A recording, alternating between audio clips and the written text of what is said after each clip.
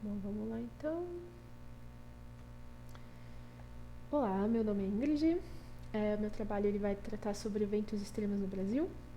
Antes de começar, eu gostaria de falar que ele não vai tratar somente sobre eventos extremos no contexto das mudanças climáticas, que é o foco do trabalho, mas ele também vai tratar um pouquinho de um preparatório, né? Vai preparar para a gente entender sobre os eventos extremos no contexto das mudanças climáticas. Mas antes de tudo, a gente precisa saber o que é um evento extremo.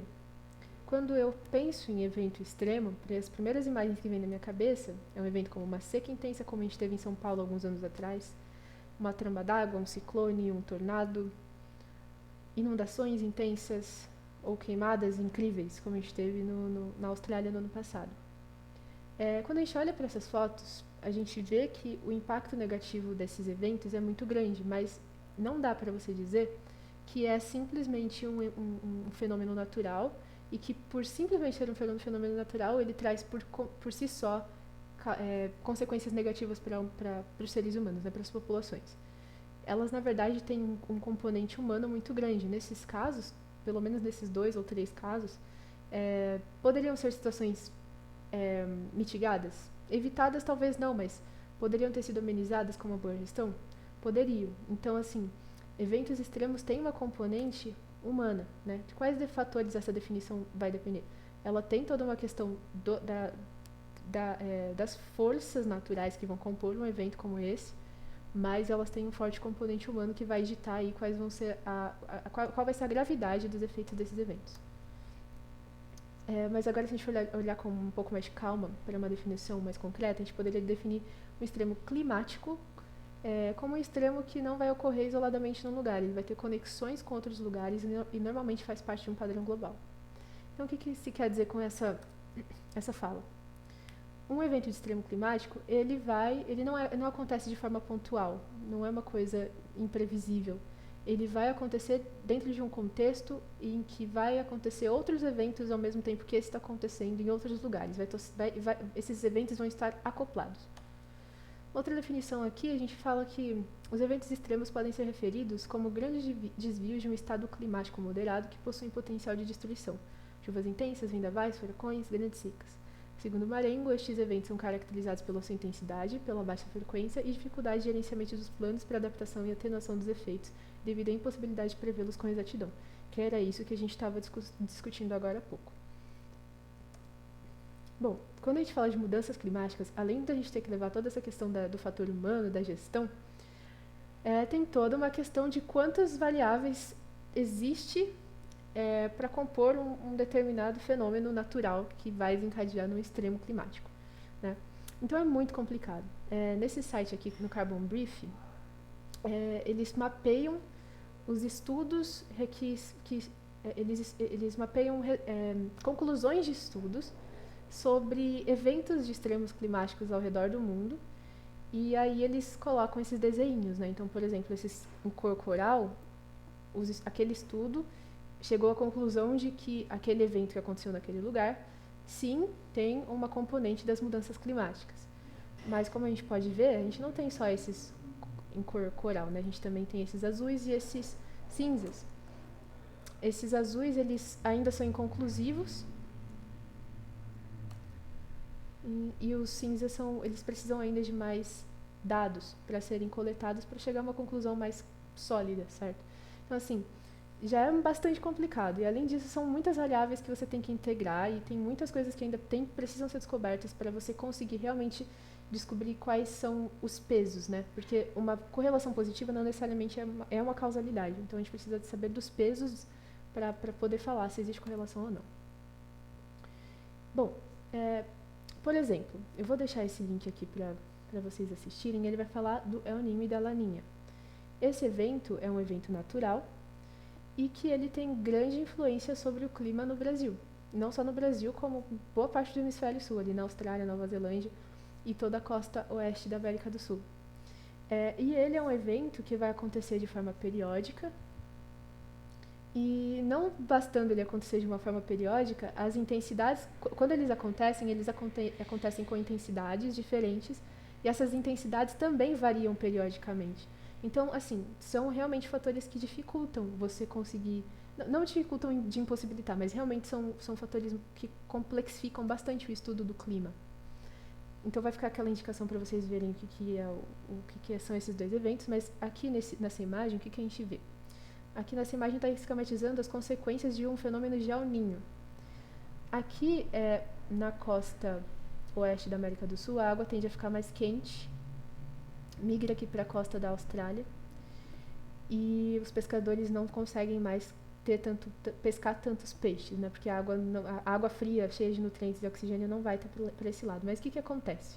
A gente percebe que no Brasil, ao mesmo tempo que acontece um El Niño, no Nordeste o clima está seco, parte do leste da Amazônia também, mas na porção mais ao sul está quente, o clima está quente.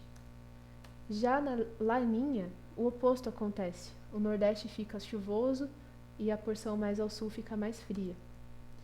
Bom, e esses fenômenos, eles vão, como eu falei, eles variam, né? Eles acontecem entre um El Niño e uma Laninha, passam-se aí entre 2 a 4 anos, a intensidade vai variar de forma periódica, às vezes esses períodos levam décadas para acontecer. Então, eles são fatores complicadores, né, para definir extremos climáticos quando você quer realmente atribuir somente às mudanças climáticas. A questão é que, hoje em dia, a gente tem encontrado indícios de que as mudanças climáticas estão afetando nesses períodos e na intensidade desses eventos. Então, é mais um fator complicador ainda, porque a gente está mexendo com toda uma dinâmica enquanto a gente está tentando entender ele. Qual é a dinâmica de circulação de ar na Terra? Bom, antes de falar um pouquinho sobre isso, a gente tem que levar em consideração que as mudanças climáticas, o que está acontecendo?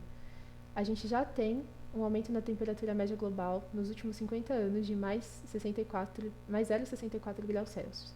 Ao longo de 150 anos, a gente aumentou aí a temperatura média global em torno de 1 grau. Parece pouco, mas não é. Só no Brasil, esse aumento foi um pouquinho maior ainda. Então, a gente vai observar que, por mais que ao redor do mundo tenha sido em média de 1 grau ao longo de 150 anos, ele não se distribui de forma idêntica ao redor do globo. Isso vai depender justamente da força radiativa da Terra, né?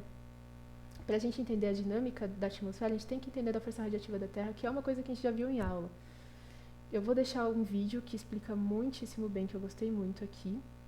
Mas, basicamente, o que é a força radiativa da Terra? É basicamente um balanço de calor terrestre, porque a Terra ela vai estar absorvendo uma boa parte da energia que o Sol emite, parte vai ficar retida ali na atmosfera, parte vai chegar à nossa superfície, vai provocar vários fenômenos aí, de convecção na atmosfera, vai ter evaporação, evapotranspiração, parte vai chegar na superfície e voltar a irradiar na forma de radiação infravermelha. E o que acontece? Quando a gente começa a acumular bastante gás carbônico ou outros GES, né, os gases de efeito estufa, a gente está mexendo nesse balanço do calor terrestre. A gente está colocando cada vez mais moléculas na atmosfera que têm a capacidade de absorver a radiação infravermelha. Então, a gente está fazendo que o planeta como um todo esteja aumentando em temperatura, esteja aquecendo. Então, essa força radiativa vai estar medindo basicamente toda essa transferência de calor em watts por metro quadrado. E a mudança de 1 grau Celsius equivale a milhares assim, de toneladas de bombas nucleares. Então, aqui que fica o vídeo que eu indiquei, para clarear. Mas como que é essa questão do balanço, né? A gente pode ver nessa linha, aqui a gente tem no eixo horizontal os anos, desde o ano 1000 até 2000, e aqui na vertical a força radiativa, medida em watts por metro quadrado. E a gente tem aqui três forçantes radiativos, né? A atividade vulcânica, solar e o CO2. A gente pode ver que a atividade vulcânica, ou melhor, que a atividade solar, ela é basicamente constante, né? Não tem tanta variação. Ela tem sua contribuição, mas não variou muito ao longo do tempo. As vulcânicas, elas são bastante pontuais, extremamente intensas e negativas, ou seja, elas estão atuando, ajudando o planeta a dispersar energia, a perder energia. Já o gás carbônico começa a se acumular bastante nos últimos séculos e contribuindo para o aquecimento do planeta. E isso complica muito a nossa vida, porque dificulta a nossa capacidade de prever os eventos. Mas a gente pode ver nesse gráficozinho também, aqui do lado direito a gente tem mudança na temperatura média global, relativa a 1850 a 1900, Desse outro lado, ou melhor, aqui embaixo a gente vai ter aqui a distribuição dos impactos dos eventos extremos, sistemas únicos ameaçados, impactos globais agregados, eventos singulares de grande escala e o nível de risco adicional devido à mudança climática. Então, assim, quando a gente está falando de eventos extremos, quando a gente aumenta a temperatura global, a gente tem aqui, ó, um risco atrelado, certo? O risco vai aumentando, ele vai chegando aqui, esse tom laranja aqui é alto. O aumento da temperatura global aumenta os riscos adicionais relacionados às mudanças climáticas e os eventos ainda não são bem conhecidos. Como que se modela, como que se projeta as mudanças climáticas? Bom, no Brasil a gente tem aqui o INPE, né? Eles utilizam esses computadores, esses ultraprocessadores. E no mundo existem vários programas que prevêem globalmente padrões globais sobre o clima, né? Principalmente esses programas que acoplam o funcionamento e padrões de circulação da atmosfera e do oceano. O problema é que eles ainda, até o começo da década passada, eles ainda eram muito rústicos, não eram tão afinados. Então a gente precisa fazer o downscaling, que é uma regionalização. Num estudo que foi realizado ali em 2007, conseguiram atingir uma resolução de 40 quilômetros para estudar a América do Sul. E neles descobriram que a partir de 2100, os eventos relacionados a mudanças climáticas são mais drásticos, os eventos de extremo climático são mais drásticos. Se prevê uma redução da precipitação na Amazônia e no Nordeste, o aumento da área do semiárido em quase 100%, avançando sobretudo sobre o leste da Amazônia até 2100. Então, o que a gente vai ver, o semiárido vai aumentar, vai dobrar de tamanho, boa parte de onde já é mais desértico vai ficar deserto mesmo, boa parte da Amazônia tende a savanizar, mas a gente vai olhar para tudo isso com um pouco mais de calma mais para frente. E a gente observa também um aumento na precipitação no sul e no sudeste da América do Sul. Esses estudos são realizados para poder fornecer informações para o IPCC, que é o painel intergovernamental de mudanças climáticas.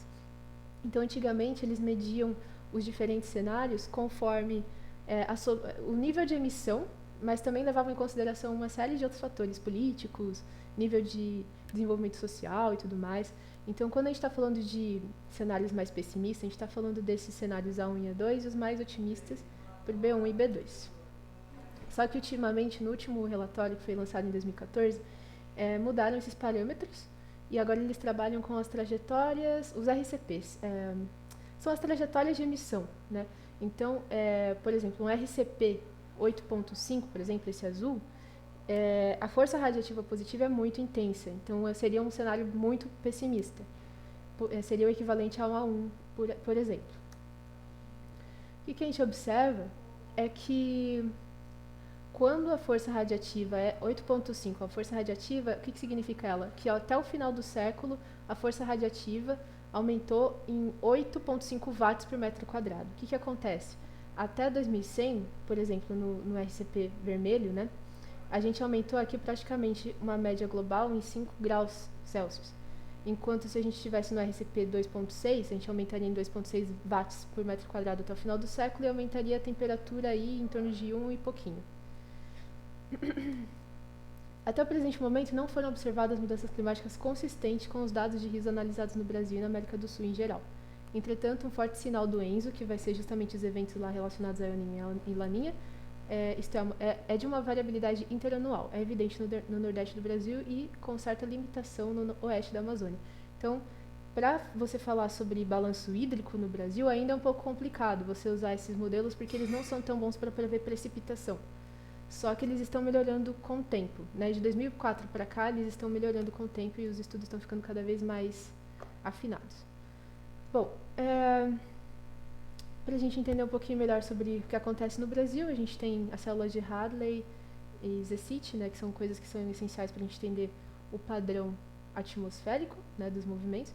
Mas o importante mesmo é a gente lembrar que aqui na zona equatorial, como é uma área muito mais quente, né? Uma superfície muito mais quente, ela vai logo acima dela, a superfície acima dessa a massa de ar acima dessa superfície mais quente, ela tende a ganhar mais movimento, ela vai se tornar menos densa, vai ser uma área de baixa pressão, enquanto que as zonas mais mais afastadas, né, que recebem uma menor incidência, tem menos movimento, então são áreas de alta pressão e o ar tende a ir da alta pressão para baixa pressão. E aqui, então, vão ser os ventos alísios, né, e a volta deles, né, quando eles voltam para os trópicos secos, né, descarregam toda a umidade aqui na zona equatorial, mas quando eles voltam para as zonas subtropicais, eles voltam secos, são os ventos contralísios. E a gente também tem outros padrões de movimentação, de massas de ar, né? Como, por exemplo, a gente vai ver mais pra frente, as ondas Rossby. Não sei se eu falei certo. Mas o que a gente observa? As mudanças climáticas estão associadas, inclusive, com as células de Hadley. A gente tem pesquisas relativamente recentes indicando que as células de Hadley têm começado a se alargar. Essas células de Hadley são justamente esses ciclos, né? Que tendem a vir aqui para a zona equatorial e da zona equatorial de volta para o subtrópico, que explicam basicamente um funcionamento mais geral da atmosfera, do padrão de circulação atmosférico. A gente tem observado que os ciclos que as células de Hadley estão se alargaram entre 2 a quase 5 graus de latitude, e além disso eles estão migrando para o polo.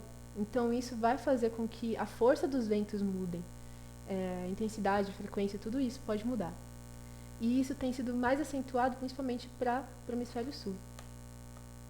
Então aqui ficam alguns vídeos para ajudar a clarear, né? E por causa disso, o que tem se observado, segundo alguns modelos que vão utilizar modelos globais, né, mas que fazem o downscaling, que é a regionalização, para os cenários A2 e B2, ou seja, um cenário meio ruim e um relativamente bom, o que se observa é que os ciclones, ao longo do tempo, vão se tornar mais fracos e menos intensos. Além disso, eles vão também diminuir em quantidade. Então, os resultados são mais intensos para o cenário A2, né, porque é o mais pessimista, mas eles tendem a perder a força e se deslocar para o Polo Sul. E as ondas de Rossby podem acentuar eventos extremos, mas isso ainda precisa ser melhor estudado. As ondas de Rossby, elas vão ficar fazendo essas sinoidais ali ao redor dos polos. Aqui. Bom, e a gente tem aqui as nossas principais massas atmosféricas para o Brasil. E vamos para as consequências disso tudo. Se prevê que a circulação de ar e vapor na região, na Amazônia, é determinante para outras áreas no país. Então, se mudam as forças desses ventos, muda o padrão de umidade, vai afetar outras áreas no país. É preciso distinguir variações periódicas, atingindo até décadas de duração, de variações lineares que possam ser detectadas em análise de série histórica. A gente precisa de dados bons e com um longo período de tempo para poder atribuir as mudanças que se observa para a Amazônia às mudanças climáticas. Então, isso vai depender da quantidade e qualidade dos dados. Se prevê, é preciso levar em consideração outros eventos climáticos, como eu já comentei, o Laninha e El Niño. As mudanças climáticas provavelmente atuam nos mecanismos regulares desses eventos e a tendência ainda não é muito clara.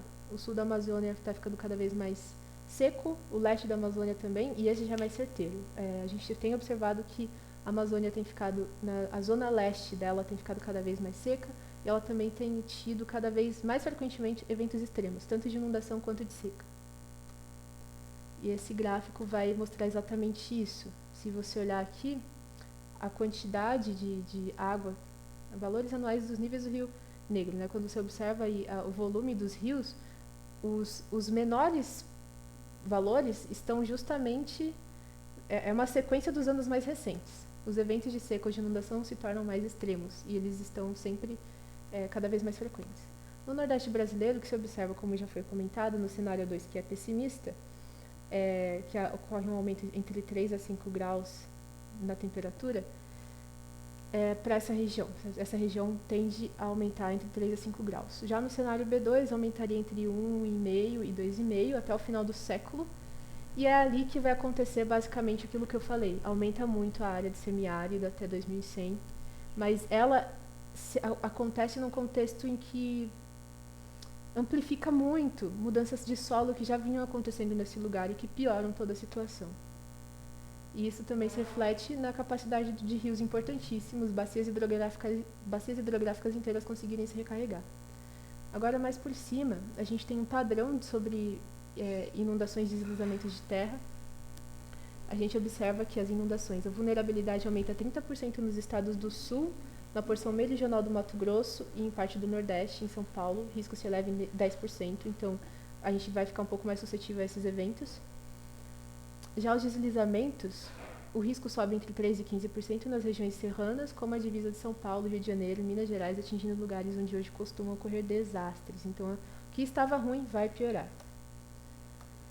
A gente observa que 85% dos desastres que acontecem no Brasil basicamente são esses três tipos, né? Inundação, deslizamento e estiagem. Segundo esses dois grandes modelos globais de previsão de projeção climática, eles previram esses eventos aqui de inundação e de deslizamento e eles convergiram em 80% dos resultados. Divergiram basicamente em prever quais municípios seriam os mais afetados, mas em geral foram bem em concordar.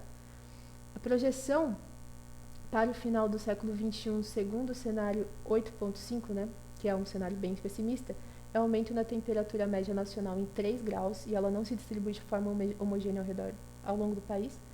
As chuvas aumentam em até 30% no sul e sudeste e diminuem em até 40% em norte e nordeste. Então, reforça aquilo que eu já falei sobre Amazônia e Nordeste secarem.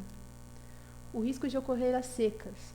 Então, a gente observa bastante aqui, ó, o risco, onde está aumentando, né? Boa parte de Goiás, basicamente, fica inabitável. Então, de onde vão sair recursos para você conseguir plantar alguma coisa ou para você conseguir manter a população vivendo ali? E também aumenta muito os riscos relacionados a ondas de calor. Já existem estudos, mas ainda precisam de mais relacionados a isso, que indicam que no Brasil o risco de morte vai aumentar entre 5% a 10%. O que mostra nesses gráficozinhos? São Paulo, ó, aqui a gente tem os anos na horizontal e a gente tem o total de dias com ondas de calor. Para várias cidades, São Paulo, Rio, Porto Alegre, Manaus, Recife, Brasília, e o que a gente observa para algumas dessas cidades é que os eventos, né, o total de dias com ondas de calor, para algumas dessas cidades, por exemplo, São Paulo, Manaus, Recife, esses outros três não estavam tão definidos, mas para esses três aqui, a gente observa claramente que tem se acumulado cada vez mais dias com ondas de calor, e isso aumenta muito a mortalidade das pessoas. E ela vai ser maior, né? As pessoas que moram nas regiões mais amenas, como no sul e sudeste, são as que mais morrem em função disso. E o público específico mais vulnerável são as crianças e os idosos. E se gasta muito dinheiro com isso também, né? Para cada evento de onda de calor. É isso, basicamente. Espero que tenha sido de ajuda, né? Que eu tenha conseguido contribuir para o entendimento. Tentei ser breve, ultrapassei aí uns 2 minutos e meio, mas é isso. Eu realmente esperava conseguir explicar sobre o ciclo de Hadley e tudo mais, mas eu passei bem por cima. De toda forma, os vídeos podem ajudar muito mais do que eu. Eles são bem didáticos. Então, espero que vocês possam fazer proveito disso. Até!